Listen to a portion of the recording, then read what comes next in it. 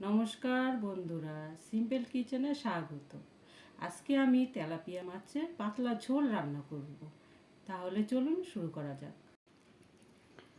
এখানে আমি কিছুটা তেলাপিয়া মাছ নিয়েছি। মাছটাকে আমি ভালো করে ধুয়ে নিচ্ছি।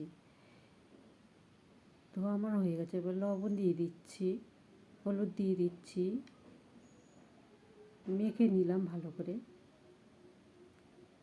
কড়াইতে আমি একটু সাদা তেল দিয়ে দিলাম। মাছটাকে আমি ভেজে নেব। মাছটা আমার ভাজা হয়ে গেছে। এরপর দিয়ে দিলাম পটল, একটু লবণ দিয়ে দিচ্ছি, একটু হলুদ দিয়ে দিলাম, ভেজে নিচ্ছি। পটলটা আমি ঢেকে দিলাম।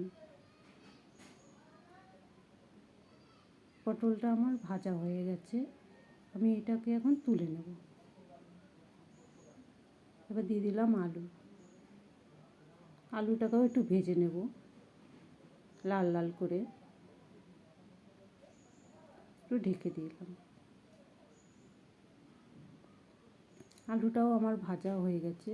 আলুটাও আমি তুলে নেব। একটু রাঁধুনি ফোড়ন দিলাম, একটু পেঁয়াজ দিলাম, একটু লাল লাল করে ভাজবো।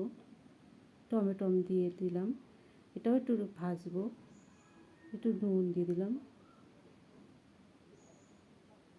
একটু কাঁচা লঙ্কা দিয়ে দিলাম।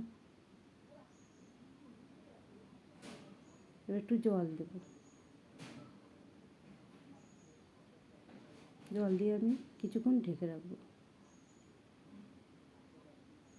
ফুটে উঠেছে জলটা। এবার আমি দিয়ে দেবো মাছটা। সব সবজিগুলো দিয়ে মাছ দিয়ে দিলাম।